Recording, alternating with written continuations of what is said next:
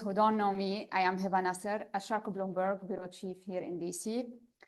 And as the President said, on June 26, the United States, Lebanon, and Israel signed a trilateral agreement that many, including our panelists, have described it as a significant diplomatic milestone, one that can open or could open the door to a new phase of engagement and stability in the region. At the same time, the agreement has been met with considerable skepticism. Questions remain about the implementation, the political will of the parties, involve the broader regional dynamics, and whether they can overcome the deep-rooted challenges that have long defined the Lebanese-Israeli relationship and the wider regional landscape. Yet, moments like these are rare, recognizing that our panelists came together to produce a report available to all of you, by the way, that seeks to answer a critical question. How can this diplomatic opening be translated into concrete action and a sustainable political process? We'll discuss this report and we'll examine your recommendations and explore what should come next. Let me introduce the panelists. I know most of you know them, but I should recognize them as well. Ambassador David Hale, distinguished diplomatic fellow at the Middle East Institute and a career diplomat who served as U.S. ambassador to Lebanon, Jordan, and Pakistan, as well as in numerous senior diplomatic positions throughout his distinguished career. Dr. Ken Pollack, Vice President for Policy at the Middle East Institute. Dr. Pollack previously served as a Senior Fellow at the American Enterprise Institute and at the Saban Center for Middle East Policy at the Brookings Institution. He served twice on the National Security Council and began his career as a Persian Gulf military analyst at the CIA. He is the author of 10 books, several of which became bestsellers. Dr. Nick Nassar, Senior Fellow at the Middle East Institute, who work focus on US foreign policy, state capacity in fragile states, and the geopolitics of the Levant. And thank you all for being here. Ambassador Hale, I'd like to start with you. This report comes at a historic moment, but it's also the product of a very specific strategic environment. Today, the United States is deeply engaged in Lebanon because Lebanon has become suddenly a strategic priority. But American priorities change and evolve. Tomorrow, Washington may be focused elsewhere. Tomorrow, the president or the administration may reach a different understanding or MOU with the Iranians, and Lebanon could once again slip down the agenda. Historically, Lebanon has often been criticized for lacking the political will to implement meaningful change. But the Lebanese officials, however, have frequently argued that the problem was not the absence of political will, but rather inconsistent international and particularly American support that diminished before reforms could take root. So, how can Lebanon now ensure that the United States remains strategically invested over the long term? And what would it take to sustain American engagement rather than repeat the familiar cycle of attention followed by disengagement? Mm-hmm. Well, thank you. Thanks to the sponsorship of MEI, I wrote a book on American diplomacy toward Lebanon, and that was one of the principal themes, is that American involvement has these peaks of engagement, often presidential level, as we're seeing now, even military deployments, and then somehow things crash. And we lose interest, or we find obstacles that we had not fully analyzed or anticipated, and we walk away. And it's in those valleys of indifference and ignorance of Lebanon where our enemies, our opponents, our adversaries, whatever you want to call them, have been able to regain ground. and to use Lebanon as a platform for their own agendas and their own conflicts. So my book advocated for stop the peaks and valleys and be steady and persistent. Don't expect miracles, but don't allow periods of neglect to overcome American interests and those of our allies. And I think it's perfectly reasonable, given that history, for Lebanese, and by the way, the same thing's happening in the Persian Gulf in its own way, to ask the question, yeah, we're with you. We like what you're doing. We want you to help us get rid of the foreign interventions of Iran and the occupation by Israel and so forth. But are you going to stay? When we take risks to try to advance our common interests, will you just give up? And then we have to deal with the consequences of that. And I think that's the same question that I've experienced over decades that Gulf leaders ask American presidents at moments of crisis and conflict in the Persian Gulf. So if the answer is yes, and it's a genuine answer, there's a lot we can do together. And one of the things that's different today from that history is that we actually have two important things that have happened. One is that the IDF decimated Hezbollah. Okay, it's not gone, but it is a shadow of what it was, and we can spend more time on that. But so it's not able to do the things it was able to do just a year and a half ago. Secondly is that because of that change in the power equation in Lebanon, we now have a president and a prime minister to cabinet that share the same objective that we have and actually want to work together with Israel to end and to tackle the problem of Iran and Hezbollah so that there can be security between Israel and Lebanon. And therefore, then that opens the door to peace. And so this is the first time when we're seeing actually an opportunity to end that cycle.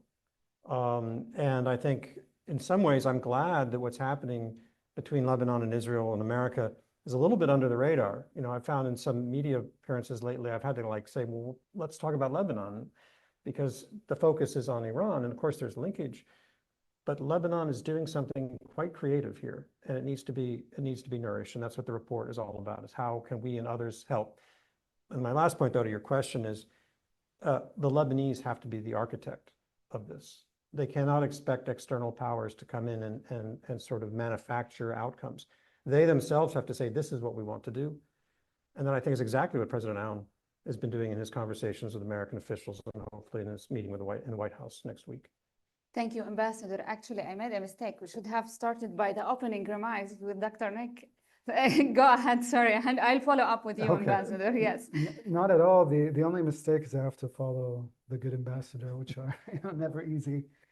You know, Hiba, what we just heard and your own opening question that is provocative and important, and a challenge we had to set out of this sense that there is a remarkable great prize that is left unclaimed by the United States and its allies, and that's Lebanon.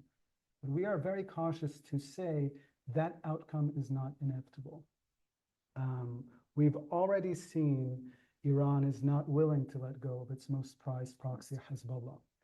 And it's holding on to it because it is so integral to its ability to hold the region hostage. And what I'd like to just draw attention to the opening remarks of Ambassador Jones, which made clear that the United States has already made the decision to curb the ability of Iran to project power.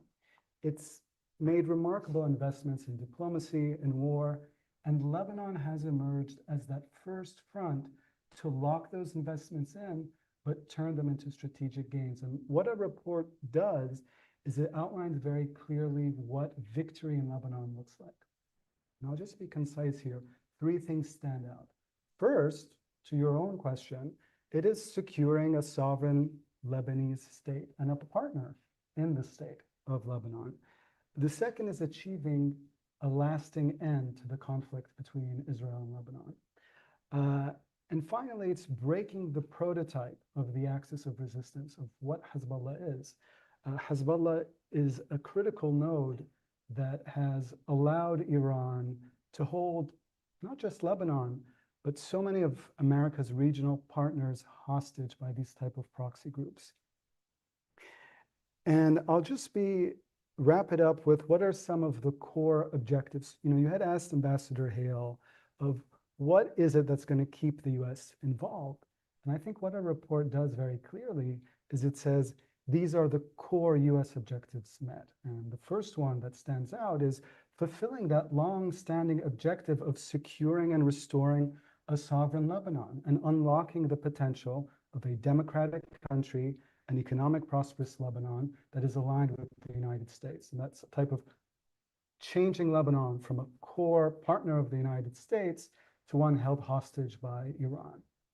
The second thing that I imagine we're going to talk about is achieving a historic peace, a definitive end to one of the most combustible front lines in the region, and that's the Israel-Palestine conflict. And I know Ambassador Hale's report is particularly focused on that. And the third thing is this is not just about Lebanon, important as that is, but all of the regional's partners will benefit from the loss of Hezbollah. And, just as a visual example, the decimation of Hezbollah due to the military campaigns against it already helped produce one of the major shocks of the region, which was the fall of the Assad regime. The fall of Hezbollah will signal to the region that the reverse of that order cannot be rebuilt. That all those other partners, whether they're in Iraq, whether they're in Yemen, whether they're in Gaza today, will begin to be more boldened to take more risks in restoring their own sovereignty. And I'll just end it with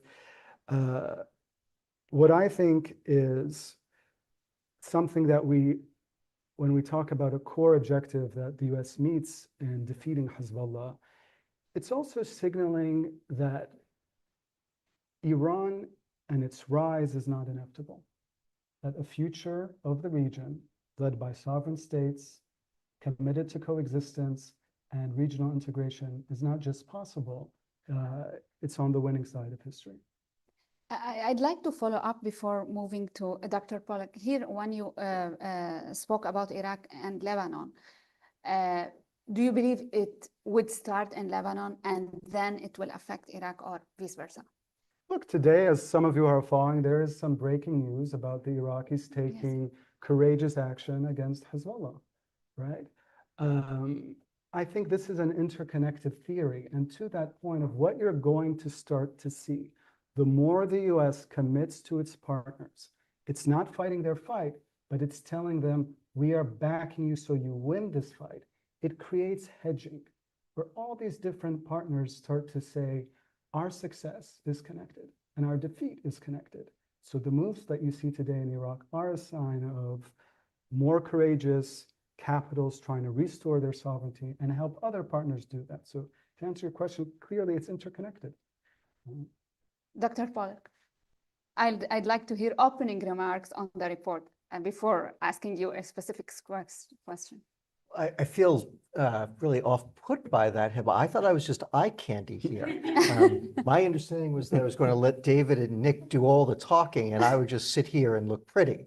But if you actually want my thoughts on it, first, I do want to say how much I appreciate both being on this panel with the two of them, but also having shared in the report, because they have both forgotten more about Lebanon than I'm ever going to know.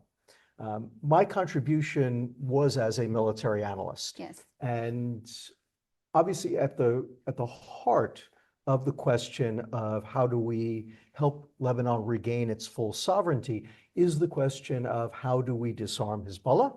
And the key to that is how the Lebanese armed forces are going to be able to disarm Hezbollah.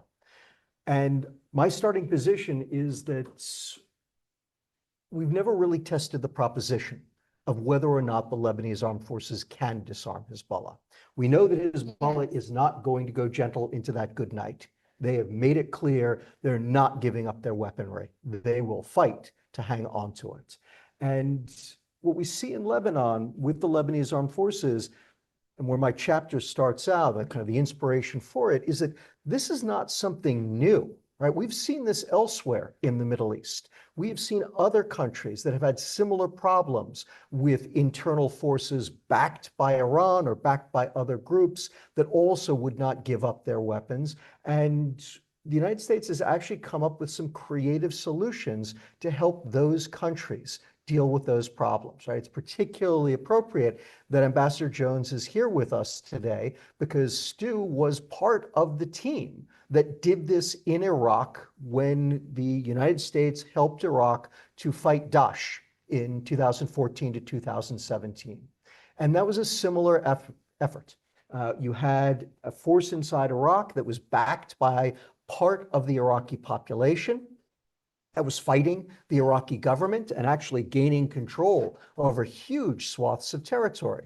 And of course, what also makes it particularly relevant is that, like today, you had an American administration that was willing to help, but wasn't willing to do everything for the Iraqis, that wasn't willing to do, for instance, what the United States did during the surge when we committed additional combat troops, won the war, not just ourselves, but in partnership with the Iraqis on the ground. Instead, what we did with Daesh was we enabled the Iraqi military to take on this force. And we should remember, when they took on Daesh, there were 50,000 Daesh soldiers, right? It was every bit as formidable as Hezbollah was. And we had the same sets of problems. You had an Iraqi military that was deeply frightened of Daesh, that was penetrated by Daesh, many sympathizers there, that was existing in a state that had been hollowed out by corruption, that was very unsure of whether it would be able to take on this foe, let alone even hold together.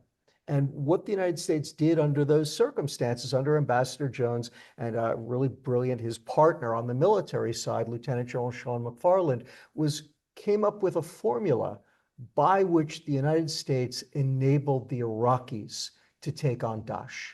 And so as I said, that was the starting point for my chapter in this. And it was looking at what the United States had done primarily in Iraq, but in other places as well, to ask the question, what should we be doing for the Lebanese armed forces to enable them to take on Hezbollah in the exact same way that we had enabled the Iraqis to take on Daesh, facing the same sets of problems? I have to follow up on that Please. because I discussed your report with a common friend today. And just, of course, you know that Hezbollah continues now to retain legitimacy among its people, And it was seen the hero in 2000, the hero in 2006. It possesses a unified ideological doctrine and a cohesive support base. I would say, to some point, unlike the National Army, they have a common doctrine. I'm not challenging that, but it reflects Lebanon's political and sectarian diversity, the army. So I'm not sure if we can do this comparison with Iraq. You can tell me, and how we can design a strategy to strengthen the LAF while accounting for these unique realities. Yeah, so I think that's a fantastic question. And it was exactly the one that I had to take on in writing this piece. Because you're right, Lebanon is not identical to Iraq, and Hezbollah is not identical to Daesh. Ultimately, and one of the strengths of the report, one of the reasons that we realized that it needed more than just a military chapter, is because this is going to be about much more than simply militarily defeating Hezbollah. Right? Being able to defeat Hezbollah is critical. If you can't do that, there's no point in having any other conversation, because we've seen this movie before. Right? We've seen 2005 as a perfect example. Once again, Lebanon was united in wanting to regain its sovereignty, throughout the Syrians, this remarkable moment in time, but ultimately because the Lebanese state and the Lebanese armed forces weren't able to take on Hezbollah militarily, Hezbollah in 2008 more or less takes over the country. And so the question becomes this time around, what can be different? And as I said, Lebanon is different from Iraq. Iraq is not, you don't simply take Iraq and plagiarize it and do a universal search and replace Iraq for Lebanon. But again, the model in Iraq and other places where the United States has done these kinds of things does furnish a very useful template, because what it speaks to is a willingness on the part of the United States to provide the Lebanese armed forces the critical ingredients that they've been lacking: combat advisors, trainers, intelligence support, logistical support, fire support in the form of fixed-wing aircraft, rotary wing aircraft, and artillery support. What's important about all of this is, first, it will give the Lebanese armed forces the ability to defeat Hezbollah. We should remember, Hezbollah, despite the decimation they've suffered at the hands of the Israelis, is still a formidable military power. And my own conversations with Israeli military officers, they continue to take Hezbollah very seriously as a threat. It is not to be dismissed. So part one is that there needs to be a military capability. There's no question that those assets can give the Lebanese armed forces the military capability to do so. But even more important than that, Hiba, it will, I believe, and this is what we saw very much in Iraq, give them the confidence, the psychological willingness to do so. Because what we've seen from Hezbollah, like we saw with Daesh and other militaries, non-state actors, is that they will go after the rank and file. They'll go after the officer corps individually. Hezbollah practices assassination with both skill and abandon. And it is the fear of so many different LAF officers and personnel of assassination, of actions against themselves, against their family, also against their community, right? Hezbollah does insinuate into itself. There is a great concern that, as you kind of pointed out, that the army may fracture if it is committed to battle with Hezbollah.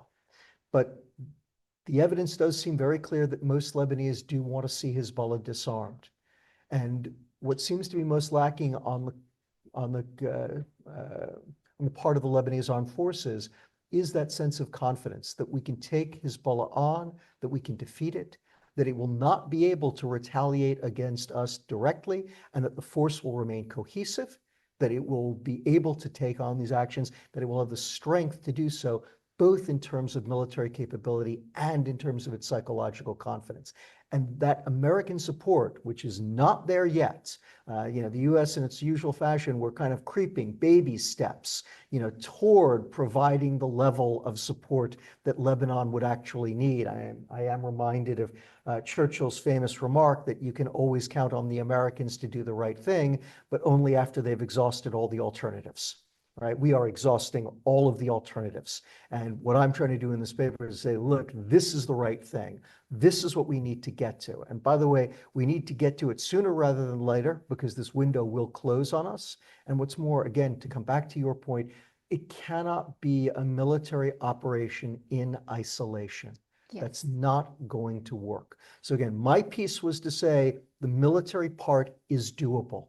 Right? Here's how you do it. Here's how you give the Lebanese armed forces both the capability and the psychological will to actually do this.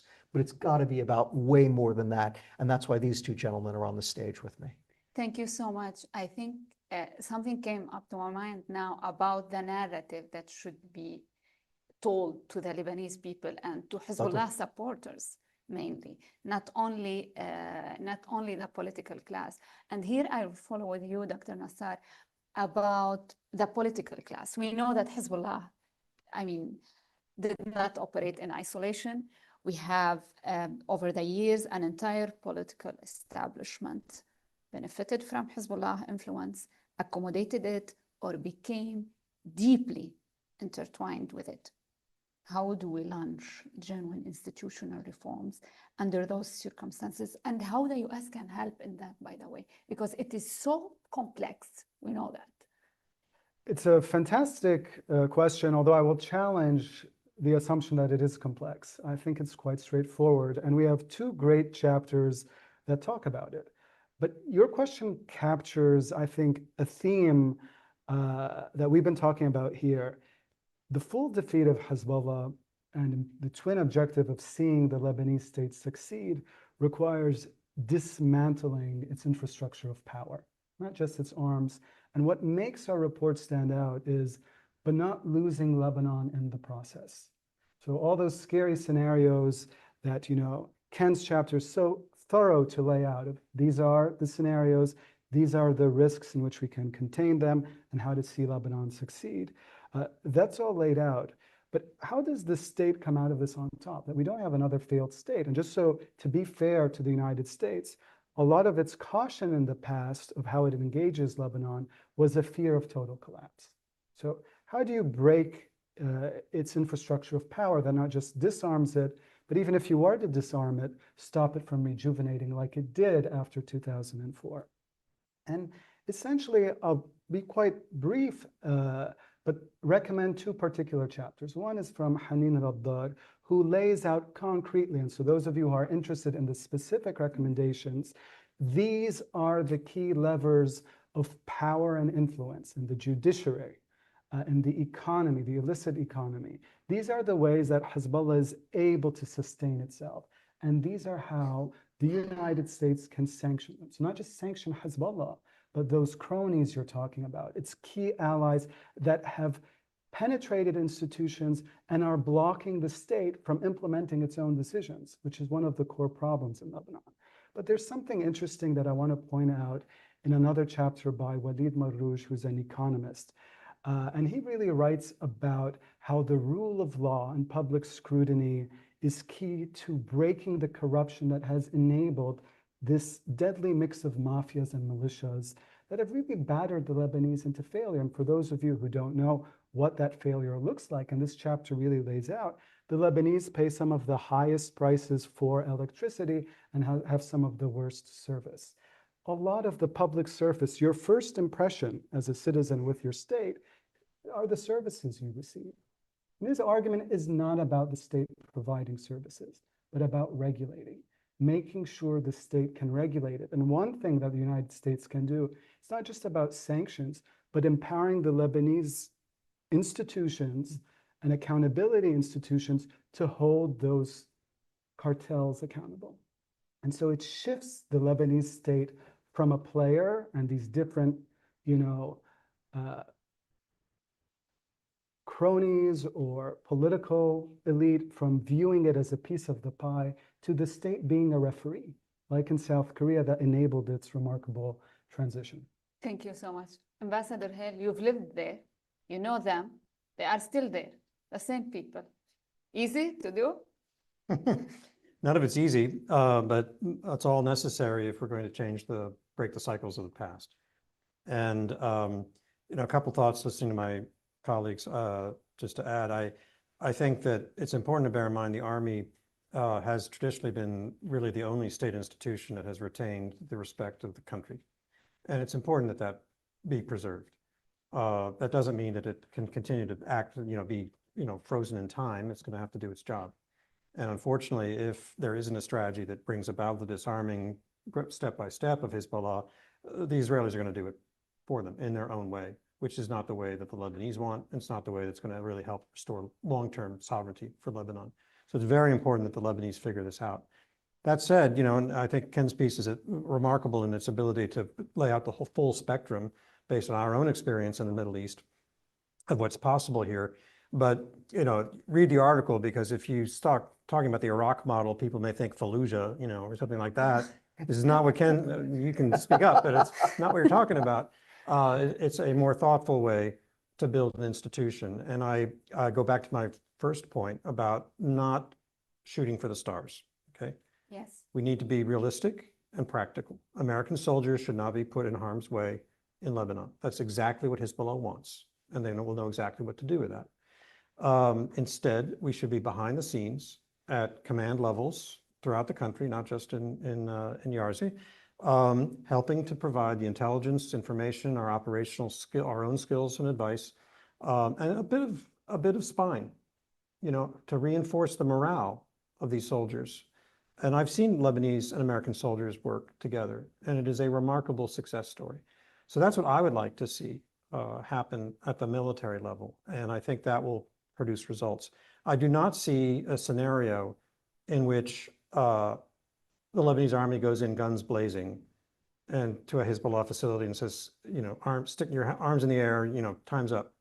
It's going to have to be a narrowing of the area in which Hezbollah can operate, which is why this pilot program is such a smart way to begin. So we start to show not just that the power equation has shifted against Hezbollah, which it clearly has. I mean, their ability to react to this trilateral agreement was not overly impressive, although it revealed their true intention. They'd like to incite a civil war. They just couldn't. But also offer an alternative. So it's not just that the power is shifting, but there's something good coming. And that's where the problems of the state historically are in fact a real problem. Because if I look at opinion polling of Shia in Lebanon, and I don't pretend that it's even particularly accurate, but it's what we have. It isn't so much that Hezbollah is popular, because Hezbollah failed its social contract of deterring and defending the community. It's that they don't trust the state. So that's where the alternative has to be provided, and why at these pilot areas, it'll be so important that the international community, whatever that means, that people come in with money and resources to show actually your life's going to be better. And it's not the Iranians who are going to be rebuilding homes. It's going to be Arab states, Lebanese diaspora, other sources of income that I would like to see. I'd like to see this to build momentum for success. And then, as Ken has said, the military stuff has to be present and real, but it's not in isolation. And so another thing I have not yet seen, and it'll be hard, but I haven't seen it yet, is that there has to be some political outreach to the Shia community to say that you have a place in our society even without Hezbollah's arms, that your democratic voice will be respected in the power sharing formulas of the country, and that there won't be any communal retribution for the sins of Hezbollah. We're going to move past that. And yes, there may be ways to deal with Hezbollah leaders and so forth, but that you have to draw the Shia back into a state structure that they never really were part of, ever, in the history of Lebanon. That's really hard, and we don't have time, but that has to be part of the equation. Ambassador, to follow up on that, after the trilateral agreement, some people started talking about peace directly and normalization. And we saw this war over the last 3 years. It's not now, since 2023. I believe that, yes, most of the Shia population, maybe not most, I don't have accurate numbers, and we have to be careful here, but maybe they are more ready to have, to have calm and to have the states, but not maybe normalization. I'm talking about the Shia population, about Hezbollah supporters. So here the narrative also matters. And I will go back to you. I'll open the Q&A section. Just one final question for Dr. Pollack on the regional support, but I'll pick your mind on the president's proposal. He has repeated many times that he wants to see a role for the Syrians in Lebanon. Do you think this would be helpful given the current situation in Lebanon? Did you want to comment on your piece? I can. The short answer is no. The president has lots of creative ideas, and that's fine. But that's not one that's going to be welcomed by anybody.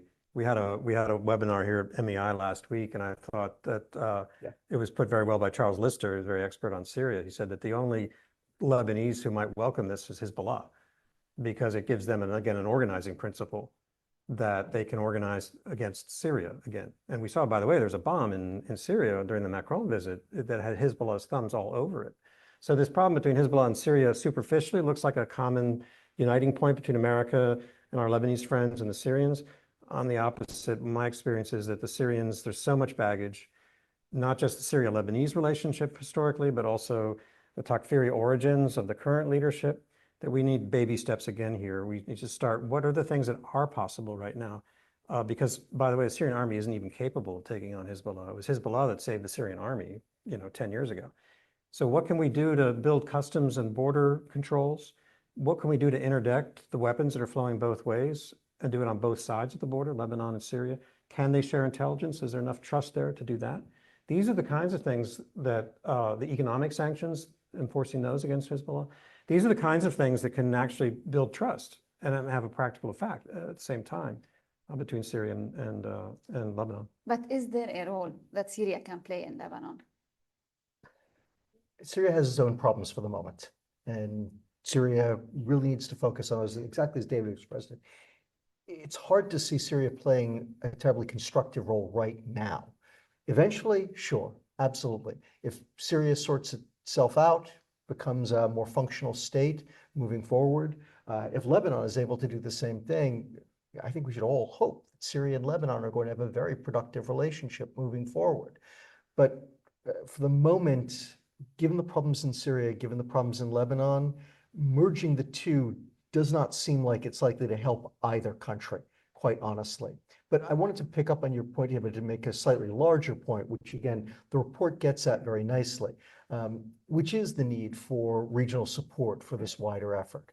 And, one of the things that I've been struck by from reactions of different people who've read the report or heard about different pieces of it or read different pieces of it is that you simultaneously get people saying, wow, this is really bold, and other people saying, wow, these steps are really small, right? And what we're trying to do was to actually bridge the gap. And I see that those comments as being a measure of our success. Because what the report ultimately says is, look, the status quo is awful.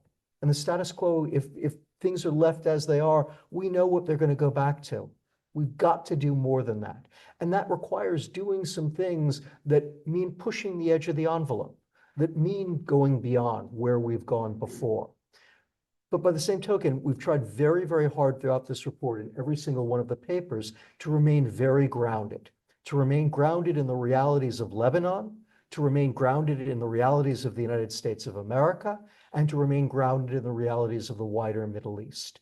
We are pushing the edge of the envelope because, as I said, if you don't do that, Lebanon is going to sink right back into what it was back in 2023. And that will mean losing another remarkable opportunity to move Lebanon into a much better place.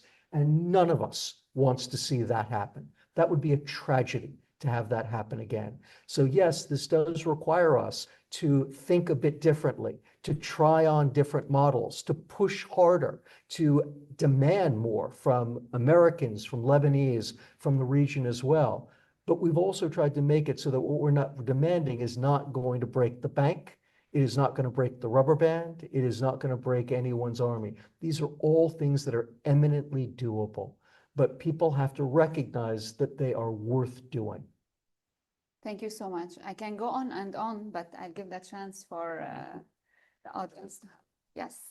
Introduce yourself and your affiliation, please. Yes. Hi, my name is Amash Mouni. I'm a Lebanese journalist based here in Washington. I'd like to ask two questions, if I may. One about Iran. The MOU between Iran and the US is not moving forward. Do you see, is it going? Oh, sorry. Is it going to affect Lebanon sooner rather than later? And the second question is, we know that the Lebanese army is good on intelligence, on ISIS, on other political entities, but not on Hezbollah.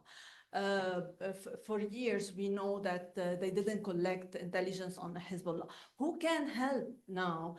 How the US can help? And isn't Israel open for help also in terms of the trilateral framework to help collect intelligence so the Lebanese can, dismantle Hezbollah or disarm them? Thank you. I can do it. I think I go both quickly. So first on the MOU, there were many distressing elements about the MOU. The way that it lashed Lebanon to this, I think was very unhelpful.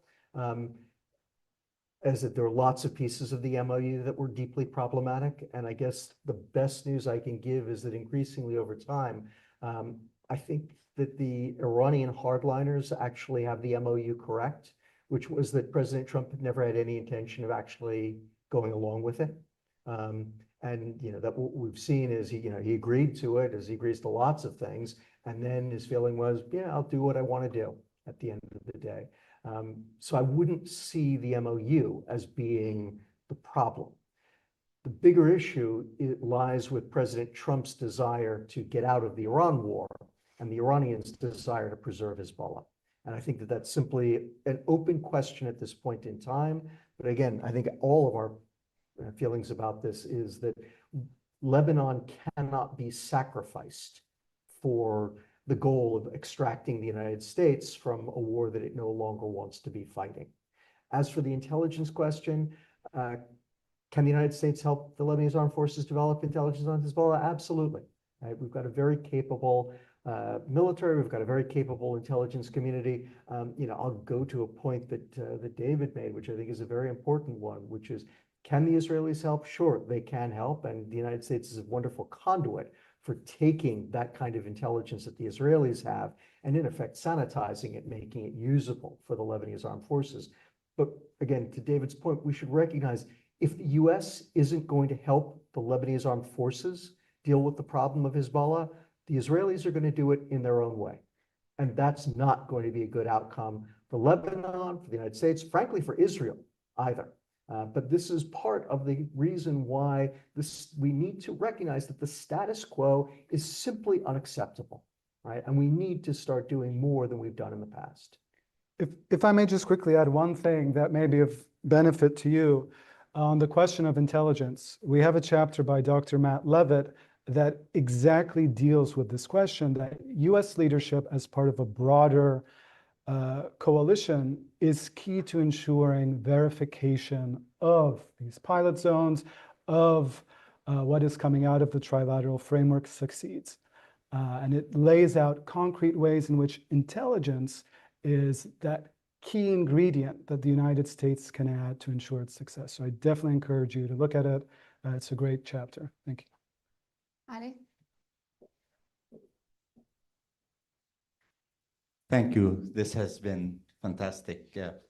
One direct question to Ken on whether Iran, you've written so many books on Iran, can play in Lebanon as a soft power entity like other countries in the region or internationally. And my other question that is for Ambassador Hale, that Lebanon has been an arena for the war of others, as Ghassan Twain used to say, for powers in the region or internationally. What makes you feel that now the Lebanese can rely on the US good faith or keep aside the Israelis? Thank you. Well, we don't know the answer to that last question, but we have to do our best to try to bring about a new scenario. And I think that the fact that we've had, is it 5 or 6 rounds now of talks between the Israelis and Lebanese is a demonstration that both sides are quite serious about turning the page on the past. And I'm convinced, others may feel otherwise, but I've been working with the Israelis and Lebanese for a very long time, that the Israelis who matter have no territorial ambition. The goal here is mutual security for mutual recognition. Everything else needs to be worked on, but that's the core of the equation here. And I think the Israelis definitely want that. So it's not so much whether America can guarantee this, but whether enlightened self-interest of what the interests of both sides are, that they can actually be committed to this and deliver the results. And of course, the difficulty on the Lebanese side is that they don't have the full capacity to do this, which is why the approach of this trilateral agreement is so intelligent, because it doesn't expect the Lebanese army to do what maybe we thought a year ago, which is just go in and do this, right? It's instead providing a pathway that's step by step that also brings the Israelis out. So we will see. And just on the Iran point,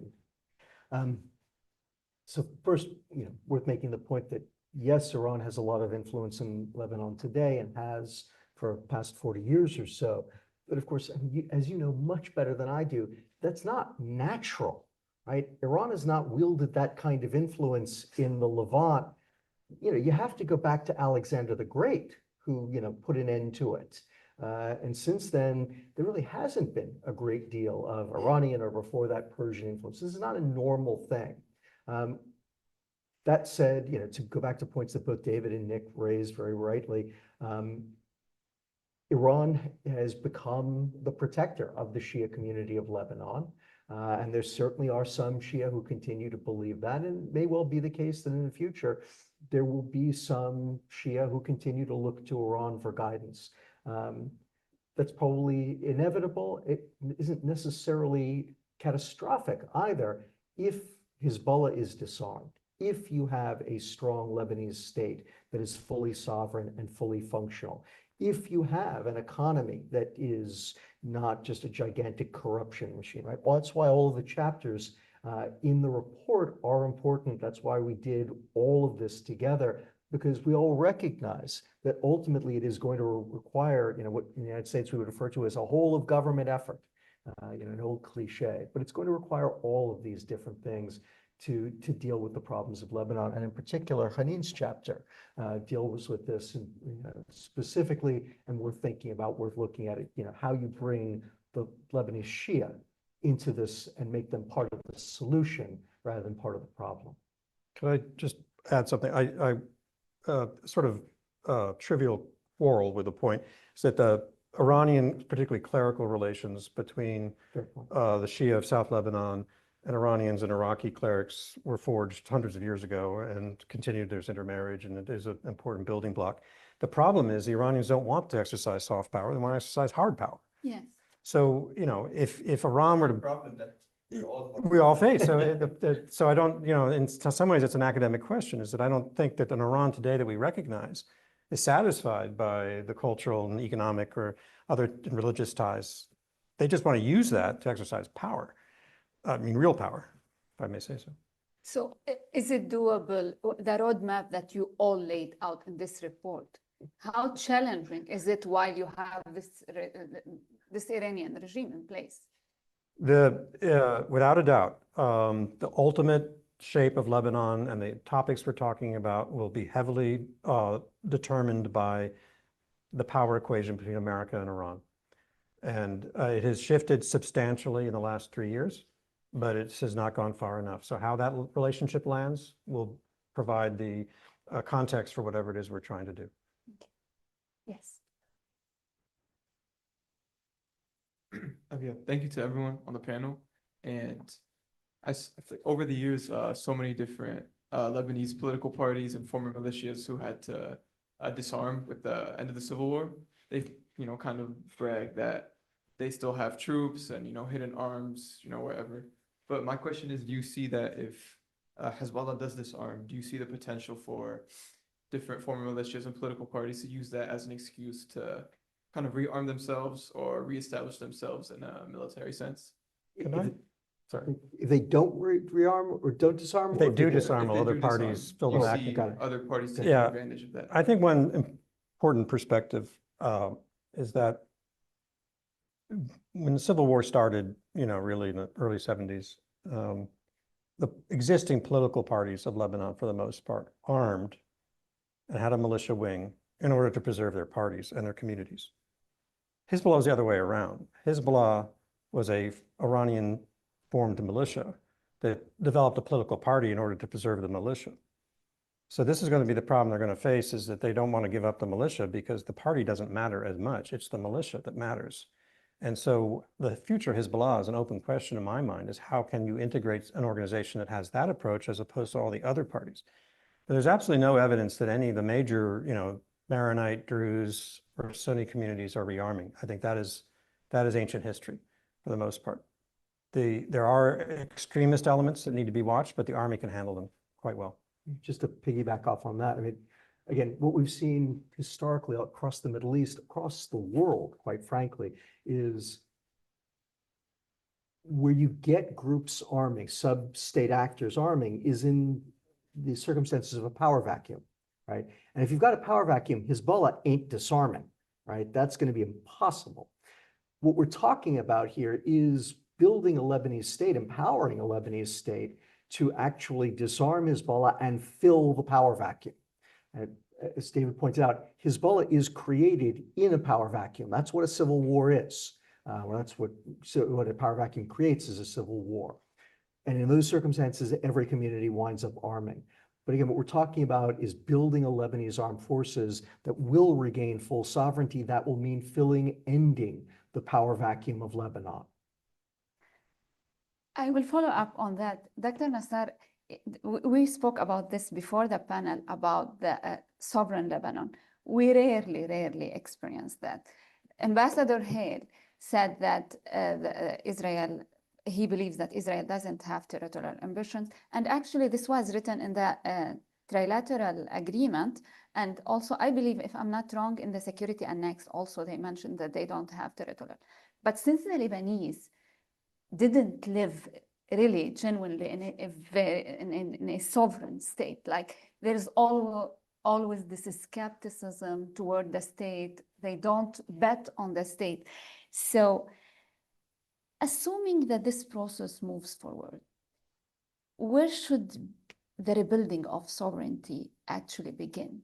I mean, what are the maybe first practical pillars that must be established?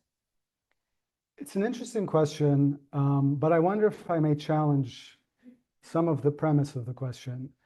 I think Lebanon is a story of sovereignty denied. And what is remarkable to me about Lebanon through its period, whether it was in standing up against the Syrian occupation of Lebanon and making a choice that we saw remarkably among so many Lebanese of an entire generation that came back to Lebanon or lived through Lebanon, 15 years of a terrible civil war, and through it a Syrian occupation that would follow, and endured because they do believe in Lebanon as an idea, as a home, as a project. And that endured. It endured after a generation of great statesmen were assassinated by Hezbollah. It endured after Hezbollah's takeover of the capital in 2008, and after the international abandon that followed. And I think one of the most remarkable signs of that were those popular uprisings right before, on the financial crisis of 2019 and onward. And it survived after the Port of Beirut blast. And even then, right, so after the reforms did not happen, after that sovereign state that a lot of Lebanese aspired for did not materialize, what stands out that even today, after two back-to-back wars, that demand is there, and it is not an American demand. It is a Lebanese demand. And what you are hearing from the Lebanese, what you're hearing from the prime minister, from the president, people who take courageous decisions where their lives are at risk, right? And are saying, and it's not just at the leadership, it's those who are securing the airport, the port at Beirut, people who are deciding to put Lebanon first as a country, their sovereignty first, are saying that this is a country with institutions, with people who want to participate in the economy, who want to be at home. And for me, those are the ingredients of what a successful country is. It's not a country that needs nation building. It's a country that needs support for institutions to carry on and hold back the main spoiling. Thank you. Other questions? Yeah, I can. Yeah, okay, yeah, I'll open it for closing remarks, yeah. Ambassador Hale, you said one time I interviewed you, and you said that there is no strategy, U.S. strategy for Lebanon. Do we have it right now? Did I say that? What is Lebanon in the whole U.S. strategy for the region? I think, first of all, there's a level of attention directed at Lebanon from Washington now that is unusual. Because it's part of this larger contest of power with Iran, but I think that decision makers understand that. I also have been very impressed by Secretary of State Rubio's very sensitive handling of Lebanon and the way he was able to sort of disentangle the Lebanon-Israel track from the Iran-US track. Objectively, there's linkage, but I mean, to put these aside. The commander of CENTCOM was just in Beirut this weekend with a large team to do some of the things that we've talked about, I hope anyway, today, about how to sort of give the Lebanese army greater capabilities to do what we're asking them and what they want to do. There's a strong lobby in Congress built on Lebanese Americans, but there are others as well there who care deeply about Lebanon, not just because of its geography, but also because of the demographics. Religion is a factor for many of them as well. So there are a lot of reasons why America is focused on Lebanon. The question you ask is, what's our strategy? Well, we've just tried in this paper to offer some ideas on a strategy, because I think, again, if you look at the trilateral framework that came out, it's actually an excellent strategy. So we'd like, given our own backgrounds and our own the areas that we focus on, to try to knit it together into something that can be helpful to the administration in fleshing it out. We'd like to have some closing remarks from each of you. So, Dr. Nassar. Yeah, thank you. What I would say is, again, to recap, that What our report aims to do is identify a very clear-eyed, strategic opening that is in front of us. And it is that Lebanon is winnable. It is the most immediate front in the conflict with Iran, whether that conflict is one of diplomacy, economic warfare, or warfare itself. And it is winnable. For the first time, the Lebanese people want to see their country reclaimed by a state, not by an Iranian militia. And they understand that those difficult decisions that sovereignty demands, whether that's it's not easy to negotiate peace and an end to the conflict, but there is a deep understanding that they are ready for that. They are ready to see their state stand up to Hezbollah. And if that ends in some sort of conflict, they just want to ensure that they will come out on top. And equally important, they view the United States to be their indispensable partner and Iran as the actor that is holding them behind. And I'll challenge as perspective that is in the questions. I think that is the remarkable turning point, that Iran is seen as the occupier and Hezbollah the occupier by proxy, and the United States not as some sort of liberator, but an actor that can help the Lebanese fight the only fight that they can lead. I think that's the major takeaway of our report.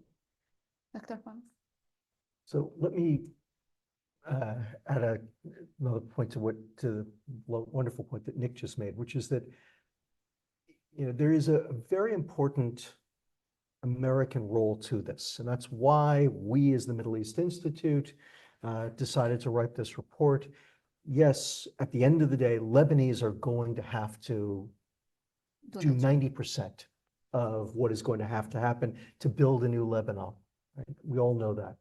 But when you say that, it too often makes it sound like the United States has no role in this. And the United States may only have a 10% role in it, but that 10% role is absolutely critical. Right? We cannot demand of the Lebanese go knock down a stone wall if we don't give them the tools that would allow them to do so.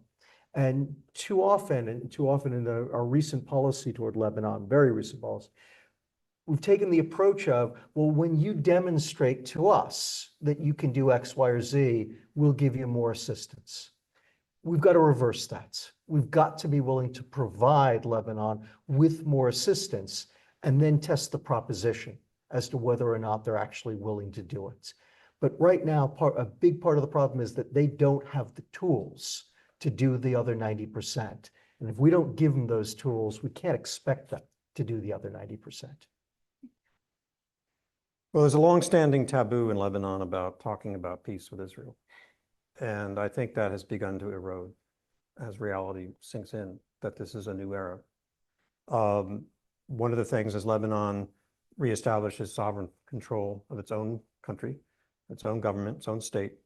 It then has a responsibility to conduct relations with its neighbors. And they can be whatever you want as Lebanese, but you have to face it in a sober and serious way, and a way that serves the interests of your country. And we all know what the past looks like.